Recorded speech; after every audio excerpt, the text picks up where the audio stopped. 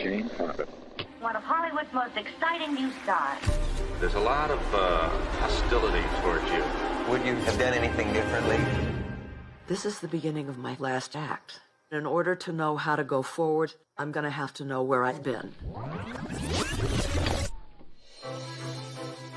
I was Henry Fonda's daughter, which meant we looked like the American dream. But a lot of it was simply myth. When you were little Lady Jane Fonda, did you dream about being an actress?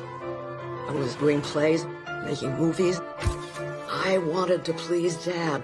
Who would you like me to be? I never felt real. I just thought, I've got to find who I really am. I just felt like I had to become a righteous activist. I wanted my life to have meaning. You've been taking your public by surprise, invading army camps and getting yourself arrested. I'm proud of most of what I did, and I'm very sorry for some of what I did. I consider Jane Fonda one of the most courageous women of our time. She didn't look back. She didn't change her voice. I pledge to resist! None of my marriages were democratic because I had to be a certain way. I had to look a certain way. Am I attracted to you? She's lived her life in front of us. Any healthy country, like any healthy individual, should be in perpetual revolution. It took me a really long time to find my own narrative. But, I am what I am.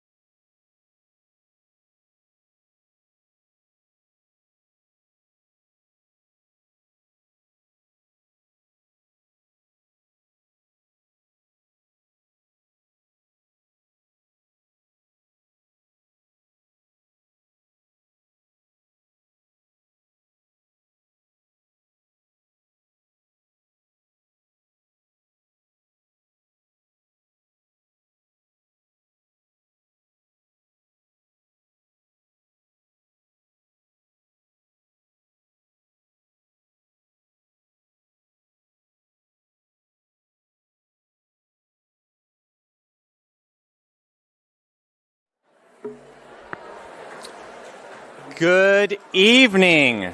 Good evening, everyone. Good evening. I'm Tom Stridicus, president of Occidental College, and I am honored to welcome you to this important conversation about climate justice.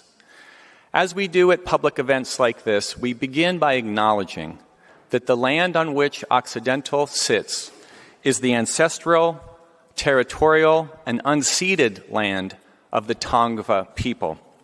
The Tongva people are the original stewards of this basin and the Channel Islands. We pay our respects to ancestors, elders, and new relatives, past, present, and emerging. And given today's theme of climate justice, it's particularly important to recognize the Tongva people and other indigenous people who connect with this land and thrive on this land in a daily basis that promotes climate justice. Before I introduce tonight's event guests, I'd like to thank the Department of Urban Environmental Policy. Let's give it up for them. The Office of Sustainability. Let's give it up for them, and the chickens and the oil. And then staff throughout the college who made this event possible. Thank you so much, staff.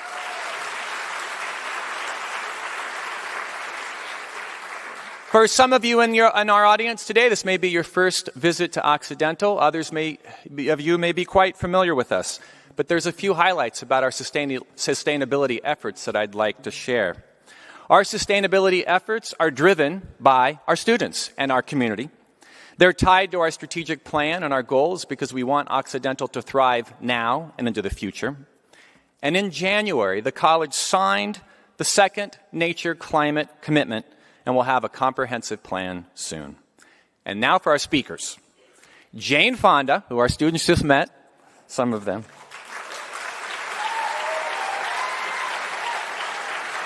Jane Fonda is a two-time Academy Award-winning actor, producer, author, and activist. In addition to her 50 films, Jane has proven her ability to spark activism on climate and a host of other issues. She has written a book about her personal journey with the climate justice movement and provided solutions for communities to combat the climate crisis. She has also started a PAC dedicated to electing climate champions at all levels of government. Jane will be joined by Greg Dalton, Occidental class of 1986.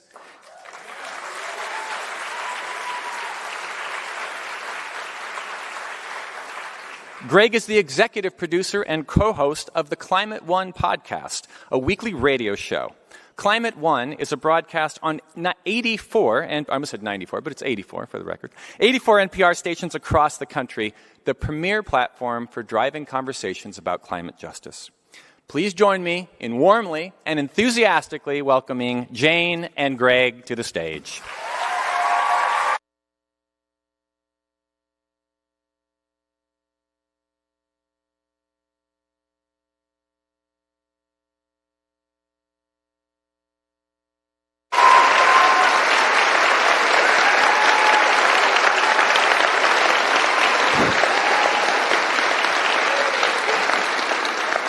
Well, it's not a full house. I mean, that's the kind of thing I notice. You probably don't notice. Yes. You don't care.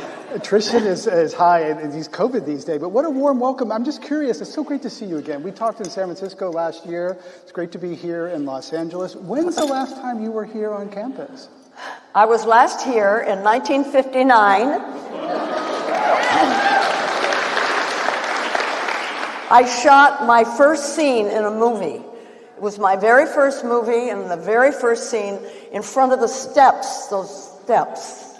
You know what I'm saying? Yeah. Coon steps, we call them now. Yeah. And I'm really happy to be back here because in the movie, this was a college that girls went to because they wanted to find husbands. And I'm so glad to find out that's really not what Occidental is about.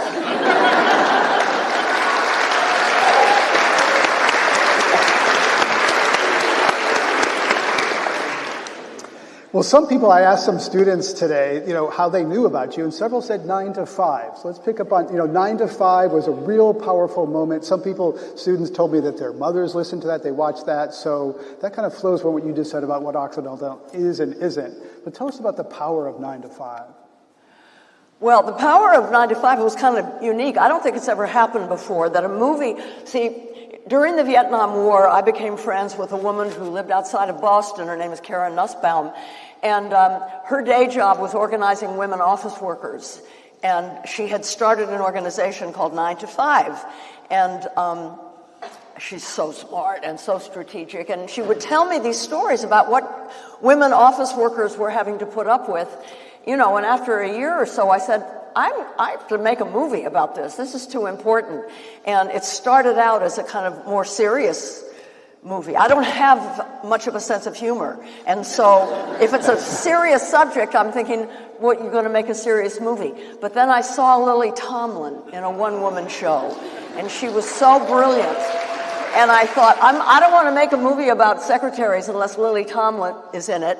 And then, this is a true story. I'm driving home. I got a little stone. It's okay. I'm driving home and I turn on the radio, and there's this, Dolly Parton is singing Two Doors Down. And because I was in this nice state, I immediately got a visual. Dolly typing. She can't see her fingers, of course. And I thought, she's never been in a movie. I don't know if she can act, but I'm sure she can, and it doesn't really matter. And let's get her in it, too. So obviously it had to become a comedy. Dolly, Lily, and Jane. And so here's another little thing, because some of you are studying organizing. Karen arranged they had by now moved from Boston to Cincinnati, the organization, 9 to 5. They got about 40 women office workers, and we're talking from, institutions, hospitals and banks and insurance, big companies. And I brought the director, who was also the writer, Colin Higgins, and they sat in a circle, all these women, and they went around and introduced and talked about everything, and then I thought it was over. And then Colin Higgins, genius, writer-director, he said, wait a minute. Just out of curiosity, do any of you ever have fantasies about what you'd like to do to your boss? Half of them we couldn't use in the movie. They were pretty extreme, but that's where the idea came up that was in the movie of the fantasies. Isn't that fun? So the movie came out. The song became the anthem of working women, and they became a union, District 9 to 5, part of SEIU. And so that synergy between culture and organizing and workers, I think it was the first time. Maybe somebody here who's a movie historian can correct me, but I'm pretty proud of that. Yeah. One other thing, though, just in case you think that solved the problems. The reason that we haven't made a sequel, because I have tried, is because nobody could get the script right. The reason that 9 to 5 worked is because it was funny, but it was based on real stuff. The situation for men and women working in offices now is way worse. Most of the time in big, offices, they're contracted. They're hired by a contracting company and hired as contract workers. They don't know who to go to if they're sexually harassed. They don't know if there's wage theft. They don't probably even see their boss. So this was a whole different view of an office, and we couldn't get anybody to be able to write it to reflect the reality now. It's much, much worse. Our characters in 9 to 5 today would probably have to work 2 or 3 jobs. Yeah. So anyway, thank you for that. I just want, because before coming here, I met a lot of students, and so many of them were studying organizing. And I met the teacher who teaches community organizing, so I just wanted to mention that. Yes, there's already somebody asleep over there. UEP in the house.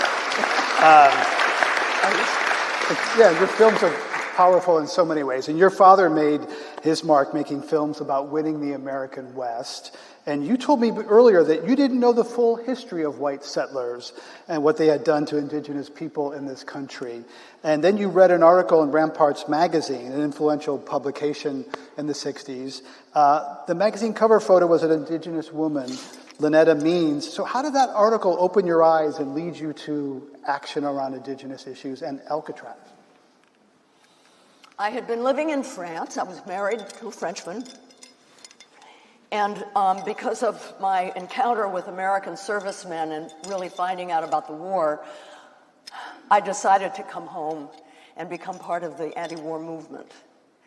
I had never done anything like that before. And as I was getting off the plane, there was this magazine, and I read it, and I realized what white European settlers did to indigenous people here was kind of what we were doing to the Vietnamese.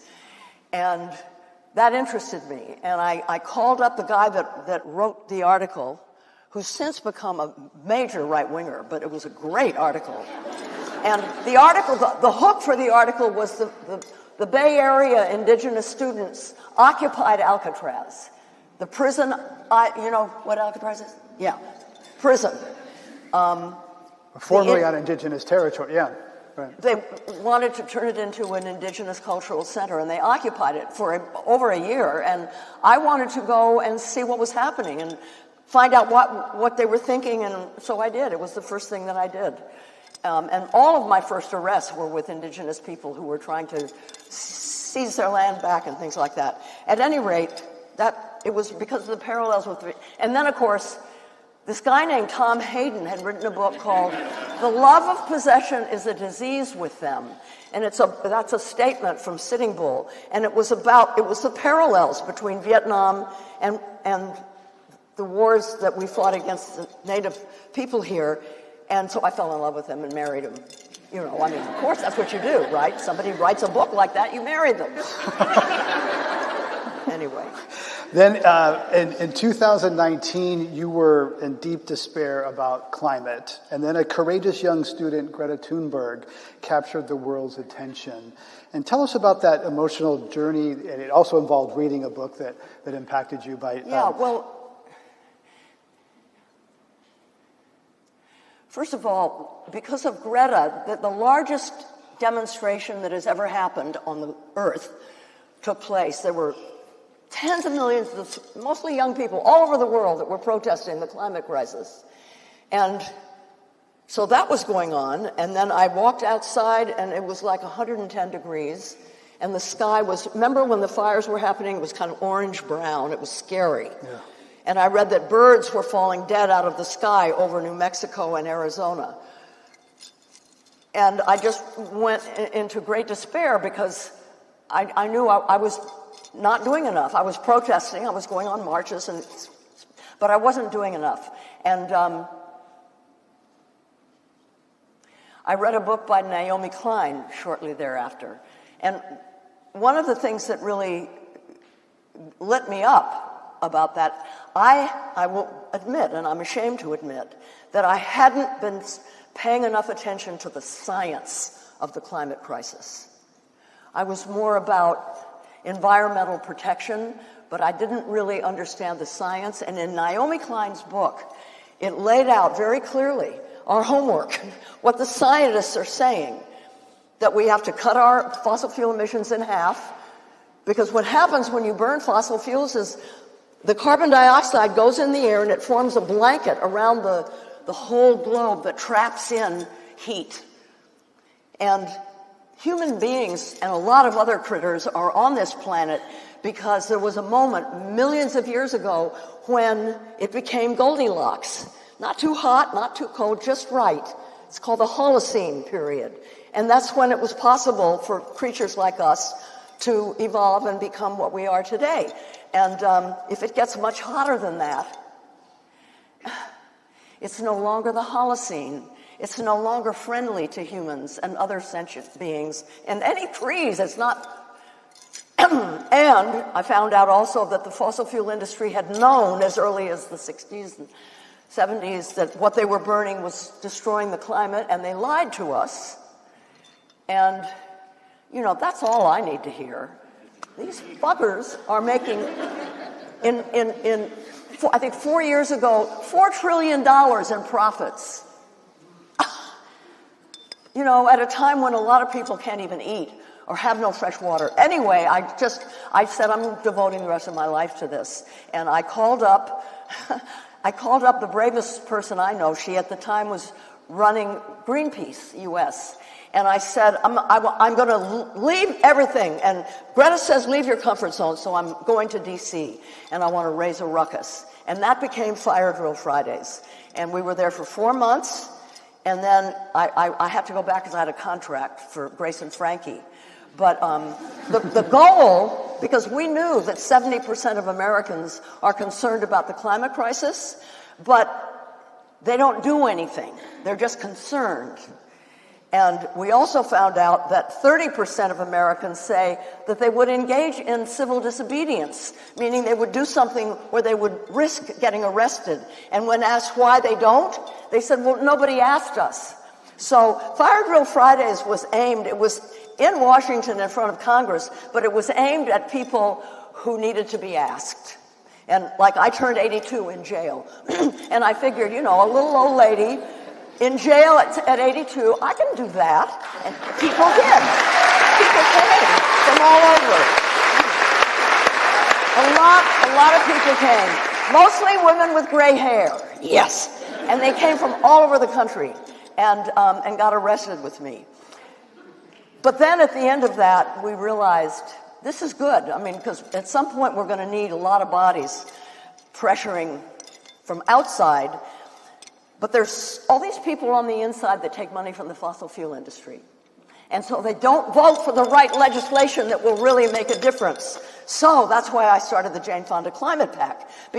And we focus down ballot, because most of the really robust work on climate is being done by city councils, state legislators, mayors, governors, county executives. It's on the state and local level where it's happening right now because of gridlock in Washington. So that's what we do. We get really brave climate champions elected down ballot all over the country. And we will...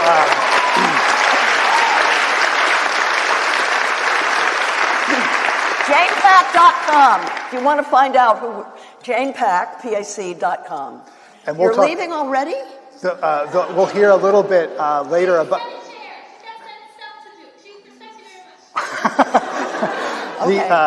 We'll hear a little bit later about that local action when Emma and Emma come because they're working here in Los Angeles. I think that everybody in this college is called Emma. I've met 5 Emmas already. I heard that it was because of the baby on Friends was called Emma, and there's like a whole, is that possible? I don't know, starting a rumor here. So you have grandkids who are upset with Kamala Harris about Gaza and U.S. support of Israel's killing of more than 40,000 people. How do you talk to them about their vote for president? Very carefully. No, it's, you're all too young to remember what happened in 2000. Ralph Nader ran as a third-party candidate. Yeah, I love him. But look what we got as a result. I mean, I like George Bush. I'd love to have a beer with him at a barbecue and talk to him. But it wasn't really George Bush we got, it was Dick Cheney that we got. And yes, he has a great daughter, I guess, I mean, in terms of her guts, she's very brave. But Dick Cheney got us into the war in Iraq. Dick Cheney did a lot of stuff that really, really hurt us and the climate. And we knew that that was going to happen if Bush got elected. And my kids voted for Ralph Nader.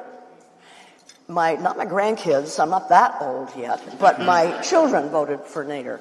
And so I say, you know, the world would be a very different place if Al Gore had won in 2000. Huge. Can you imagine how different it would be? Yeah. There would have been no wars in the Mideast. We'd be halfway there in terms of solving the climate crisis. And so here we are.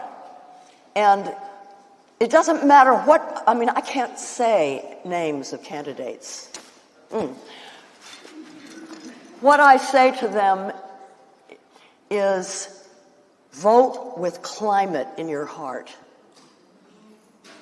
Because there's one side, if one side wins, honeys, it's over. You know, drill baby drill is a death sentence. Not just to us humans, but to all sentient creatures and the biosphere. It means the end. And it's as simple as that. We can't afford to lose 4 years. The science says we have to make huge strides in the next 5.5 years. If we go down a rabbit hole of fossil fuel drilling and fracking in the next 4 years, it is over. So please, can't say names. This is nonpartisan. And whether you're Republican or Democrat, vote for the future. Vote for the safety of the planet. There are...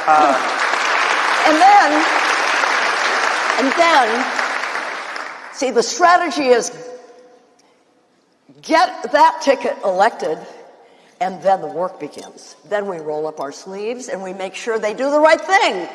Because you have to do that. You can't, too many of us just elect the person that we like and then sit back and enjoy things. And that's not how it works now. Things are too dire. You know, Franklin Delano Roosevelt in the 30s during the Great Depression, when millions of people were truly suffering and starving, and they were demanding an 8-hour week, they were demanding a 40-hour week, they were demanding no child labor, all kinds of really important things. And Franklin Delano Roosevelt said, I agree with you. Now go out and make me do it. And that's what Jerry Brown said when he became governor. Make me do it. They're just politicians. They have to be able to say to their corporate friends, it's not my fault. I mean, look, they made me do it. I love you guys. They made me do it. So let's get her elected and then make her do it. Okay? And the one other thing, and I mean, I'm saying this to Republicans too, because with one ticket, you have a voice. You can pressure, you can lobby, you can have a voice. I just watched last night. Did anybody watch Rachel Maddow last night? She's only on Monday nights now on MSNBC. Oh my God. I mean, tonight is the debate, but, she showed J.D. Vance and the guy that he follows saying, we've got to rip the republic like a bad tumor out of the body and then replace it with, this is a quote, a dictator. Now, Americans have, this is quoting J.D. Vance, Americans have to get over their dictator phobia. A dictator is basically just a CEO. This is what we would get if we go the other way, you know. Have any of you know about or have read any of the Project 2025? Yeah, I mean, you should kind of just make yourself, I mean, it's frightening, a little bit familiar with it. It's 900 pages. You're not going to make everybody read 900 pages. But, just look at the energy part. You're not allowed to mention climate. Climate cannot be used as a justification for using one kind of energy or another. The Department of Education is gone. All the people, thousands of people that have worked for years and decades for the government and know how to do it, gone, replaced by the people that the Heritage Foundation has already picked and is training. So it's not even like 2000s. The difference between what's going to happen to us with one version or the other version of what this country is supposed to be is dire. And that's why I have never worked for a presidential candidate in my life. Well, nobody ever asked. But I am knocking on doors. I am going out. I am talking to people because it's desperate. It's desperate. So people should call everyone you know and tell them to vote and drive them to the polls if necessary. This is existential, which means it relates to our existence. We have a lightning round that we're going to go to. I'm talking too much, aren't I? No, that's why they're here. So this is true or false.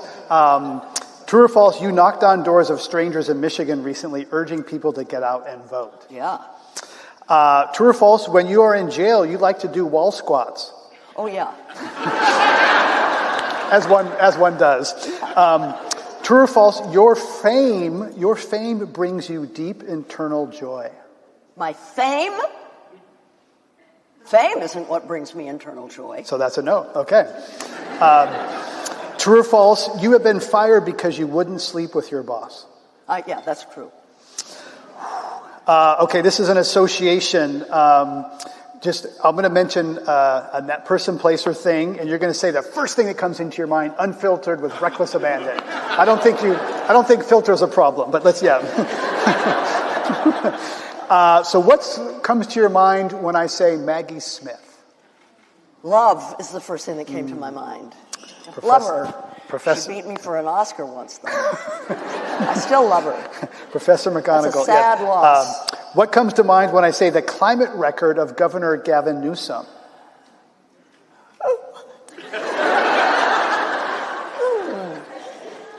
Those of you who know about stand-up, or Stand LA, you know, it's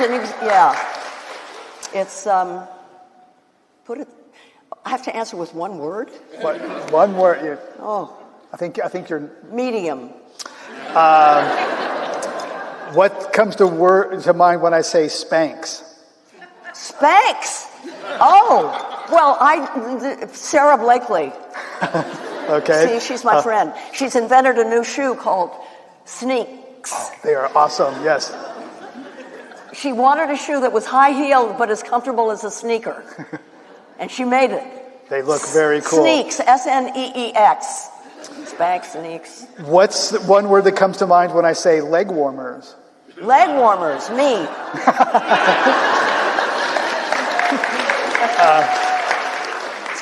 What's one word that comes to mind when I say hashtag Brat Summer? Charlie X, yeah. Oh, maybe that's. I don't know who that is. Okay. What's one word that comes to mind when I say oil Dems? Oil Democrats. Oh, we call them oily Dems. Oily Dems are moderate Democrats that take money from the fossil fuel industry, and we're trying to get rid of them. What's one word that comes to mind when I say Phil Donahue?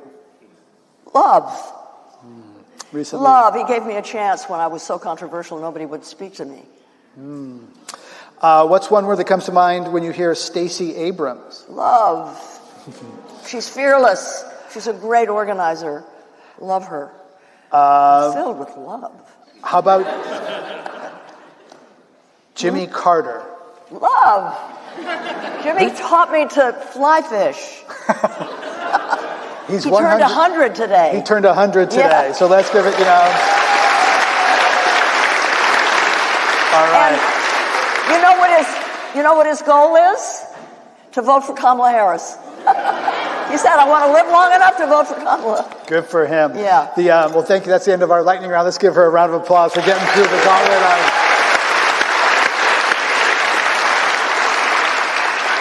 So, your activism spans so many generations, so many issues, from Vietnam to workplace to now climate. And many protests these days are not like back in the day, getting people in the streets. They're often online. And the goal is to create a media splash. But if you create a media splash, how do you know that real change happens? Real change doesn't happen with media splash. Okay. Compare,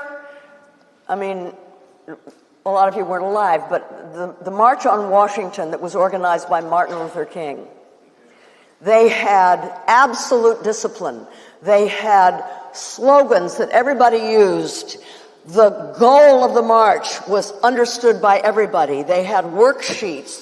They knew who was accountable. It paid off.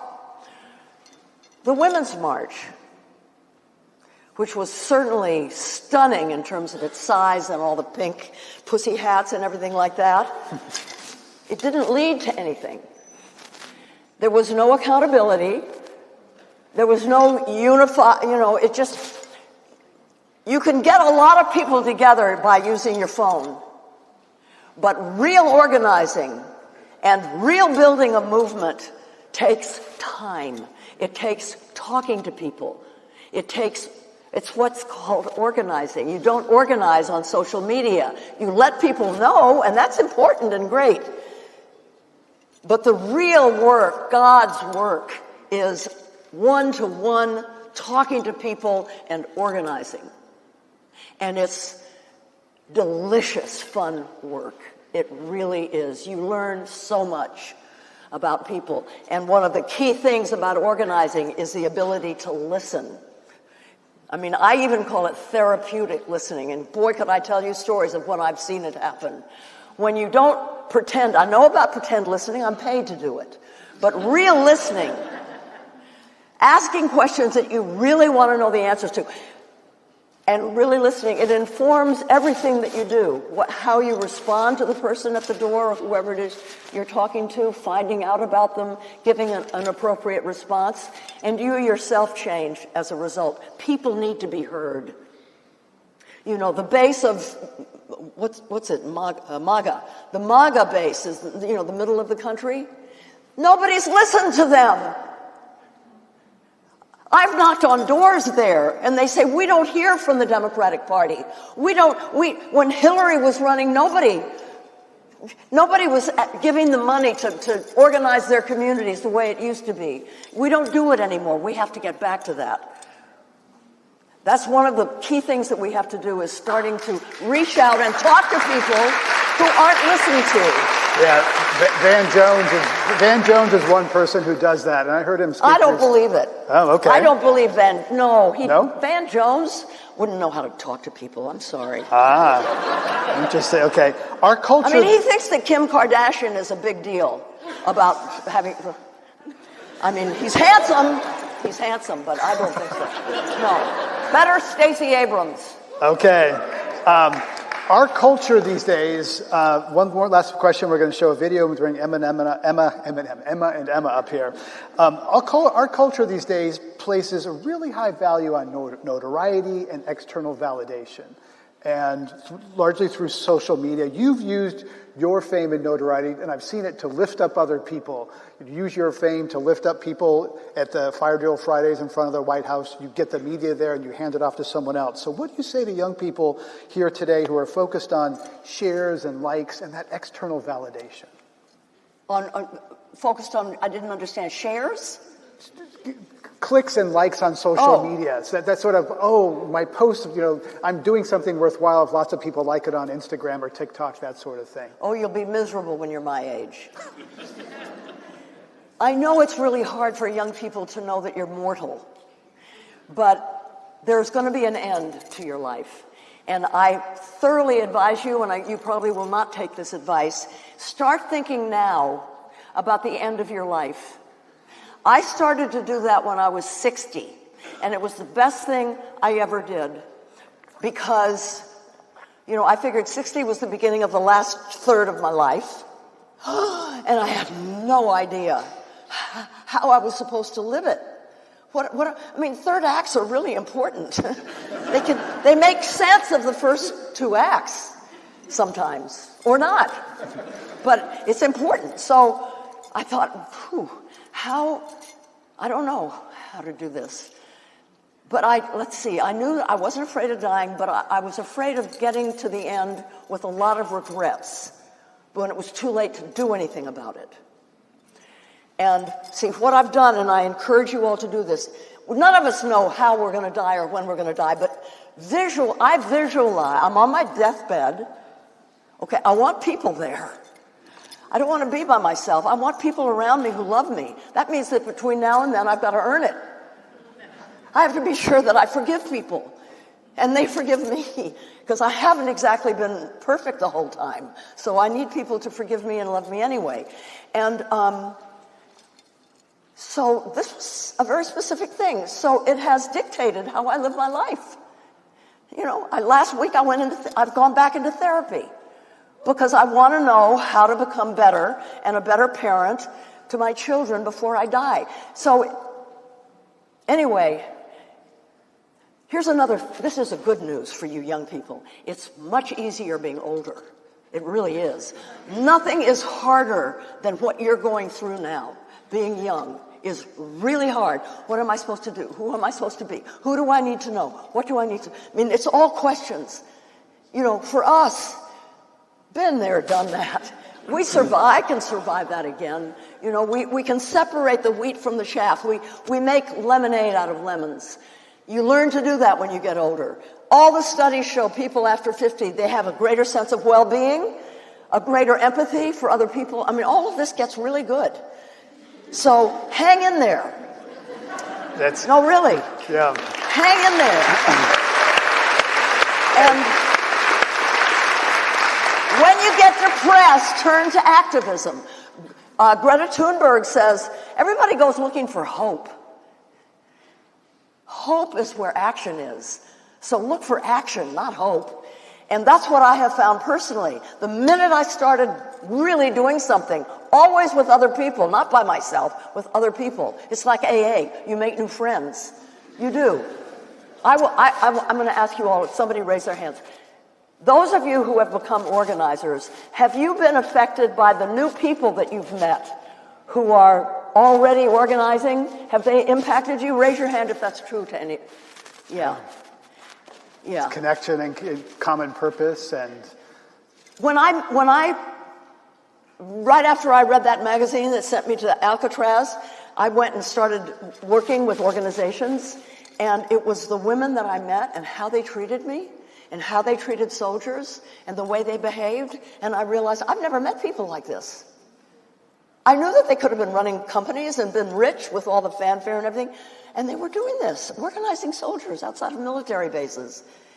And it was like, and this is what we should all aim for, you who are interested in changing things, to actually be the change we're working for. Being with these women was like looking through a keyhole at the future that we were fighting for. And that's what we have to work on in ourselves, to show what that looks like. So there has to be fun, there has to be camaraderie, there has to be music and dancing and everything. It's not broccoli, it's ice cream. Organizing is ice cream. Yeah. We are going to show, love that. We're going to show a video of communities in Wilmington, part of Los Angeles, that's not far from here, but in some ways very far from here, that's with people working to end oil extraction near their homes. Then we're going to invite Emma. It's an hour south of Los Angeles. And it's a different world, so let's roll that video.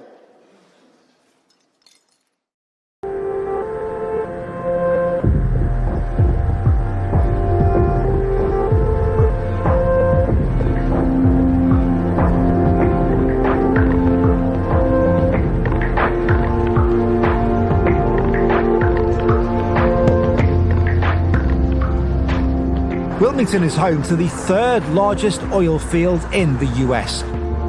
Almost every street has a view of the industry. Los Angeles and the nearby city of Long Beach have the worst ozone pollution in the country. That's according to a report last year from the American Lung Association. The air here in Wilmington is particularly bad, with the pollution burden sitting at 100, according to the California Environmental Protection Agency. You imagine a scale where 0 is fantastic air quality, 100 is terrible. Here in this neighborhood, it's as bad as it gets.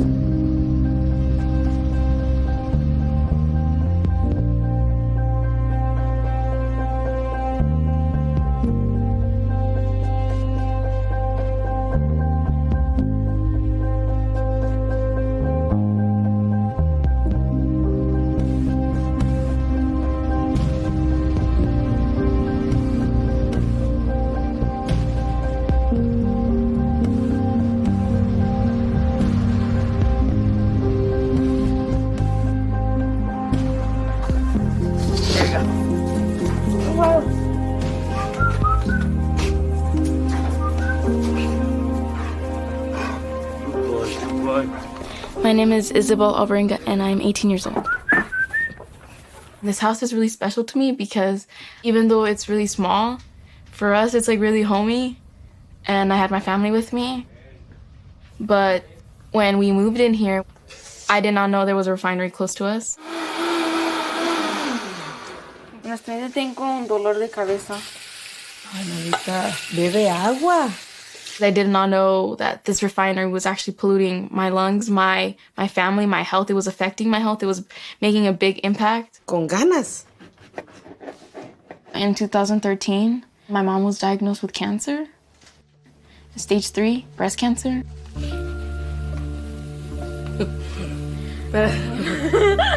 Eso, así, si uno tiene que ayudarse. Eso, ya ves que podés. Obvio que puedo, pero you know. Así me gusta. I did not know what cancer was. As a 13-year-old, I went on Google and I found out that like you can possibly die. And every single day, this is a constant fear. a stress. I'm just afraid that I won't make it to like my 30s if I don't do anything about this.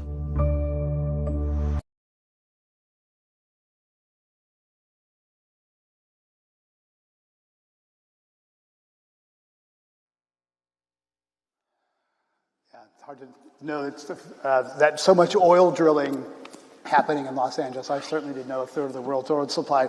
Now I'm pleased to welcome Emma Silber. She's an Oxy 23 UEP major and Climate Justice Associate at Physicians for Social Responsibility LA, and supports coordination of the Stand LA Coalition working to end the kind of neighborhood drilling that you saw in that video. And also Emma Galbraith, Oxy 25, also a UEP major and climate activist and labor organizer and actor from Austin, Texas. So please welcome Emma Silber and Emma Galbraith.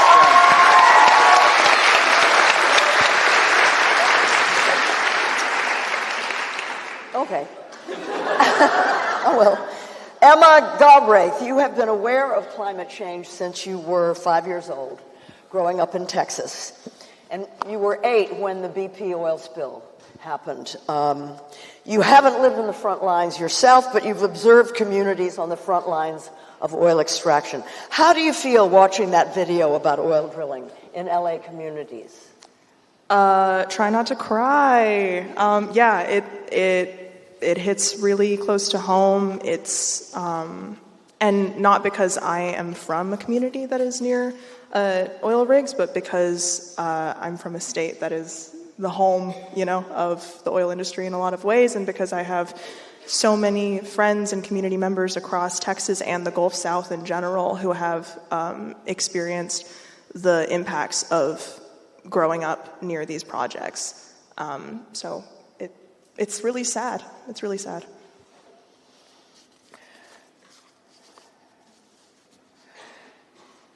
Emma. See, I said everybody's an Emma here. Emma, you are allied with the campaign mentioned in that video.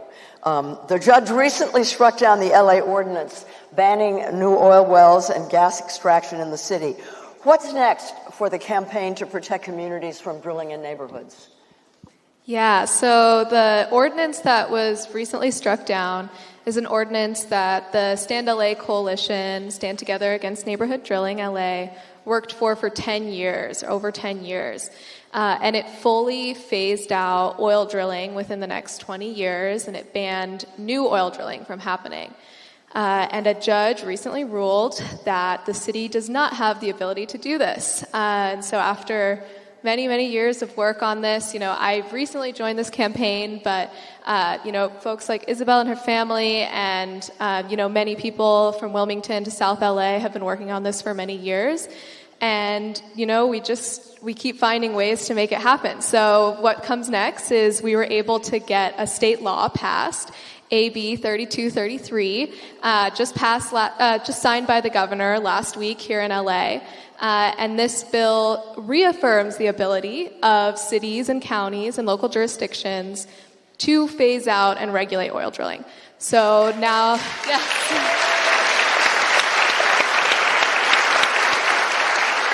The many beat the money.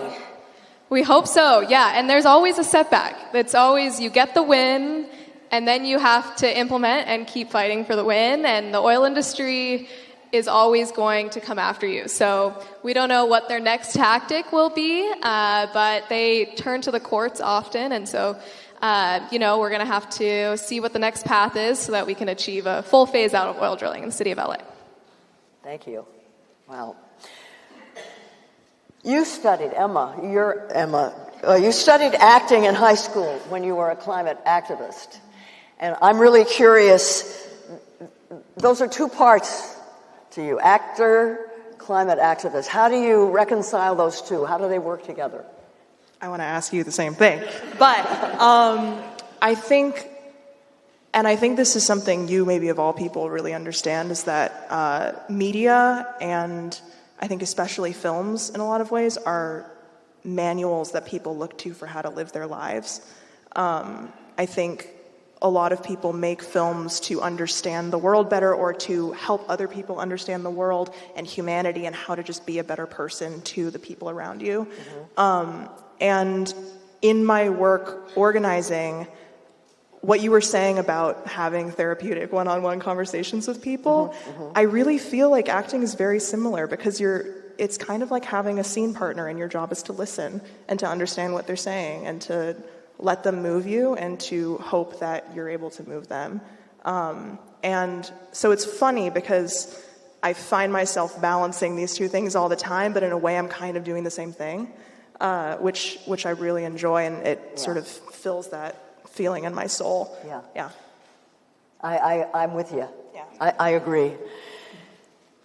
Silber, how did your studies at Oxy help you found your power as a young woman activist? Yeah, so I was a UEP major here. And I interned for the Stand LA Coalition when I took community organizing leadership, like many people here are doing right now.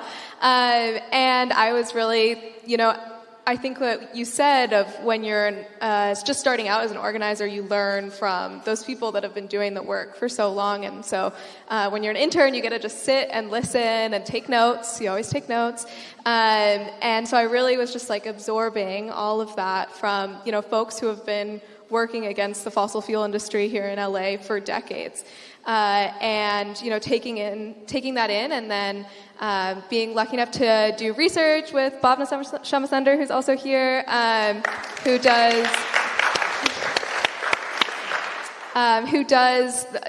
leads the effort with Jill Johnston from USC, understanding the health impacts of oil drilling on frontline communities. So, it's one thing for folks to, say what they're experiencing, and then we also have to back that up with the data to get the city to listen. And so it was a combination of organizing experience and research experience, which meant that when I graduated, I was able to continue this role full time. Was there anything in particular of your experience that shocked you the most? Well, I'm not from LA, and so learning about the fact that oil drilling happens here in LA, I think is just shocking in and of itself. And then I think what is really profound is when I go on toxic tours, which is something we do where we take folks, whether they're regulators or people interested in the issue, we take them to oil sites in LA, and we have folks who live near these sites, like Isabel, who you saw on screen, talk about their experiences. And I think that going to Wilmington and standing next to that refinery, it just puts it in a different perspective. And I think that it's really important, especially for folks who, are not from these communities, to continually uplift those stories and to create opportunities for that to happen. And that's what moves people in the end, are those stories of folks who are experiencing this every day and have dedicated so much time and sometimes their careers, sometimes their health to move this issue forward, and so that the next generation doesn't have to continue dealing with it. What shocked me the most was finding out that the fossil fuel companies call these communities like Wilmington sacrifice zones. It kind of makes it pretty clear. Galbraith. I knew your grandfather. You did. Many youth are struggling these days with anxiety and feeling gloomy about the world. How do you care for yourself when you burn out? Oh, that's a really good question. It's me. I'm youth. I struggle with anxiety every day. I've burned out actually so many times by now that I think I have developed through trial and error an understanding of my own body, my own mind, what I need to recalibrate and regenerate myself. I think the first time I burnt out was in high school, right after spending the better part of a year organizing a climate strike. And we got 2,000 students and workers to the Capitol in Texas, and the day after, it was my senior year of high school, and I was like, I'm so tired. And I had to take a step back, which was not what I wanted to do. And I think that experience and a few subsequent burnouts have really taught me that there's a difference between fully removing yourself from the thing that gives you purpose and finding out how to contribute to it in other ways that are based in what you were saying about joy and community and love. I think about, in organizing, I think about tactics that movements use in two different buckets. You have like fight tactics, which are your strikes, your protests, your arrestable actions. And then you have your build tactics, which are bringing people together to share a meal, one-on-one conversations, in building trust and joy in each other.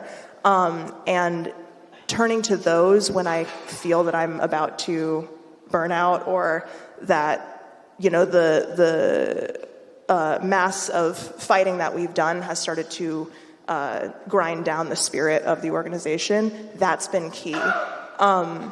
Last semester, we had an encampment at Oxy in support of the Palestinians. And that was the first time I ever really felt on this campus just this intense, beautiful community. It was actually like, I'm not gonna cry thinking about it, but there was music, there was art, there were flash tattoos, people were chatting and sitting on the quad like they don't usually sit on the quad, just actually using the public space for a public good. And that, I think, was maybe the most incredible build tactic that I've ever experienced. And I think any feeling that I had by the end of the year about burning out, wiped by that encampment. It was so special. Yes.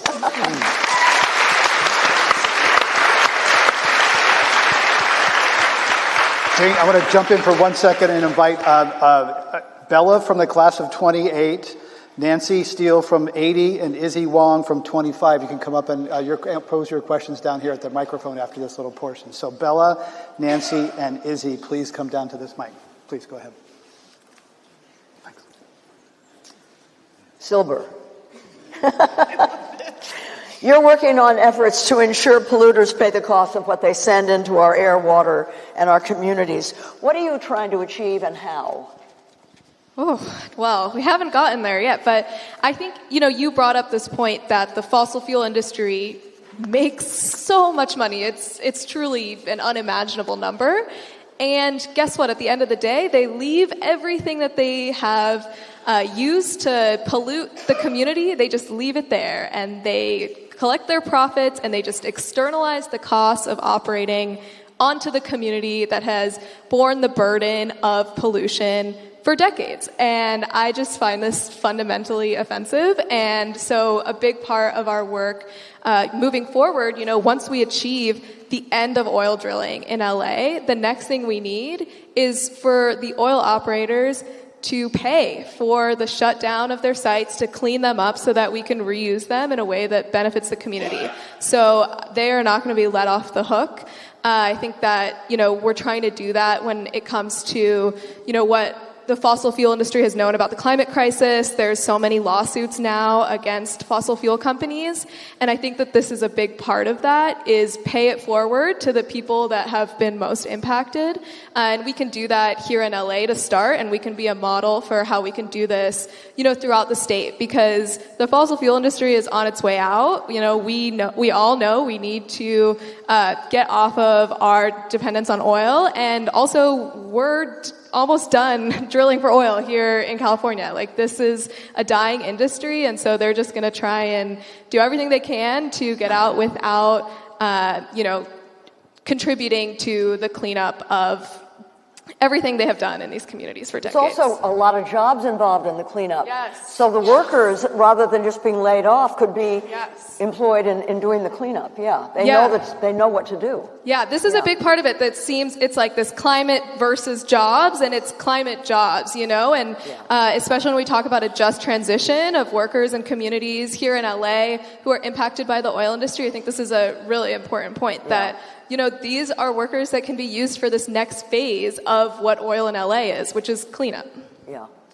Can I add something to What a fabulous example of the Oxy education and activism. Beautiful to watch this intergenerational dialogue, and inspiring. I'm feeling more hopeful after hearing both of you, all three of you. Sounds like this part is over. We have audience questions. First from Bella, class of 28. Hi. Hi. How would you recommend speaking to people about climate change, specifically those people who are quick to deny it? How to explain the climate crisis change to people who are denying it? In simple terms, yeah.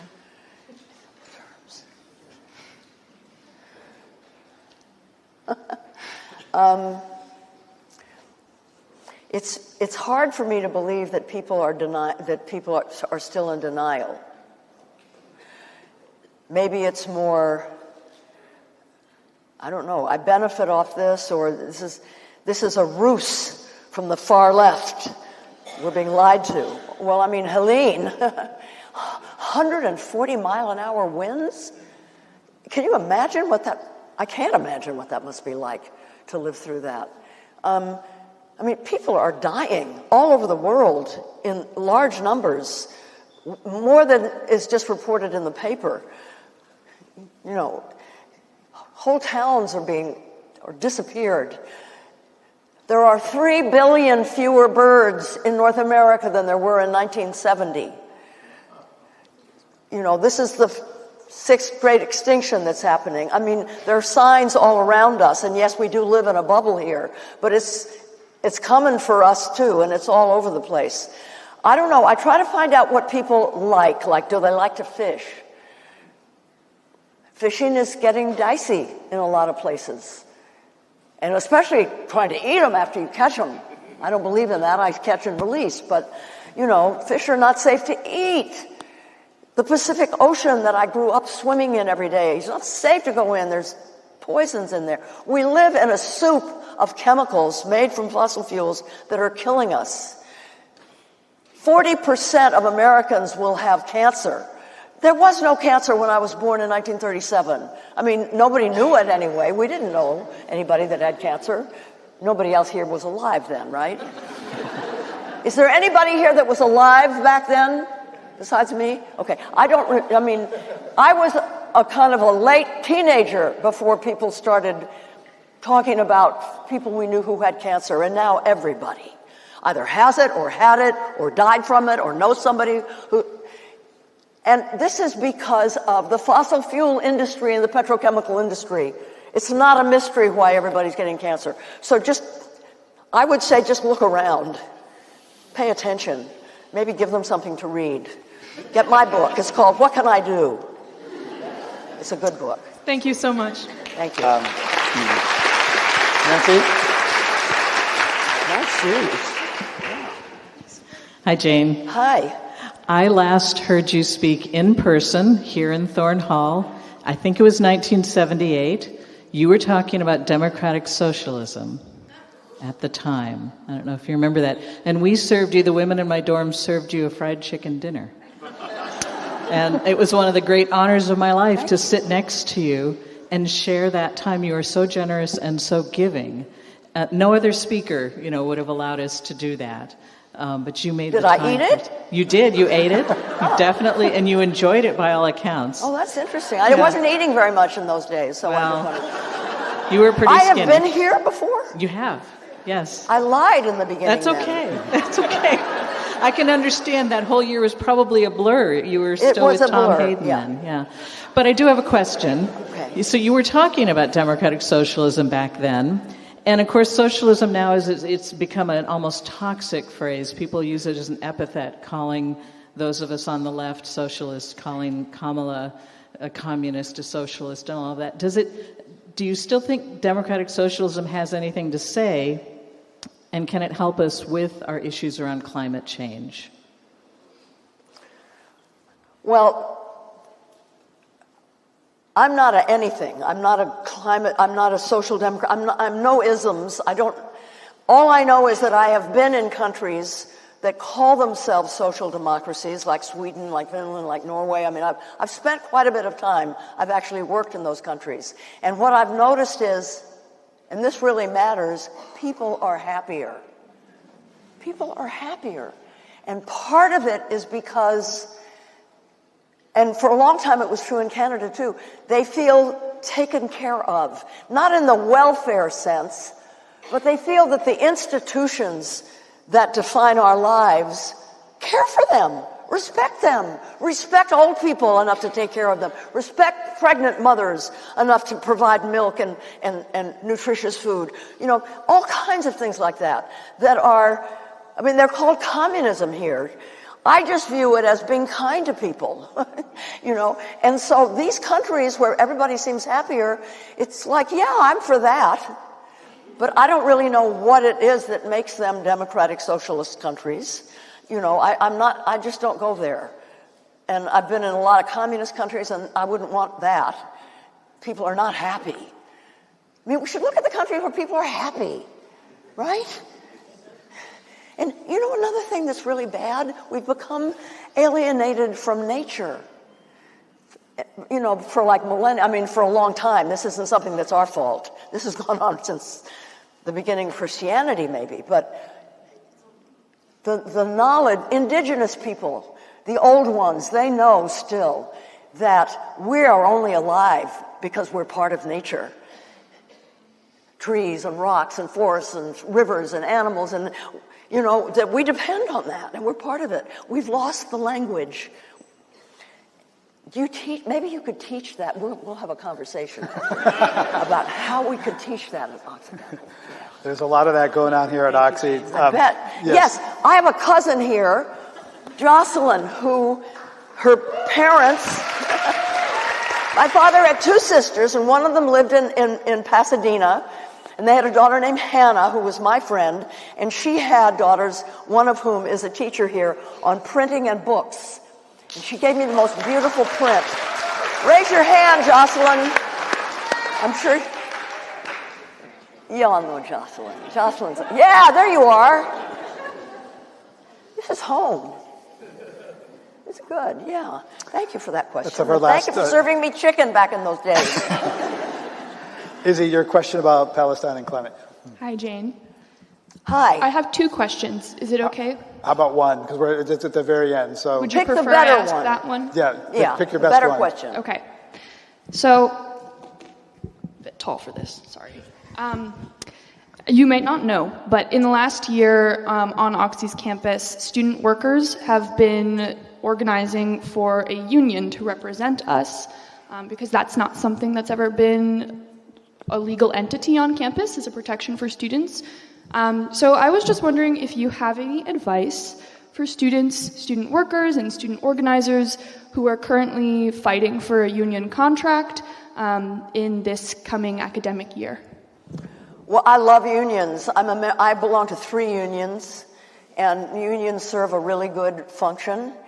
And, you know, if workers on this campus feel like they need a union, then they should fight for it. There we go. Well, we are at the end of our time. What an honor it's been to be here with an icon and the young generation emerging leaders. Really want to thank Jane for using her fame to lift up other people. Want to thank the Oxy Sustainability program that's revived. It's back. It's kind of off track for a few years, and it's back, and it's been part of making this program possible.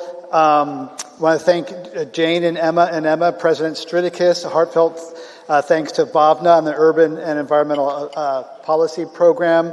Shout out to my daughter Claire, who's a peer health advocate here at Oxy. So activism can help when you get anxious or down. There's also, peer help. You can talk to someone here on campus. And so let's just give it up one more time for Jane, Emma, and Emma.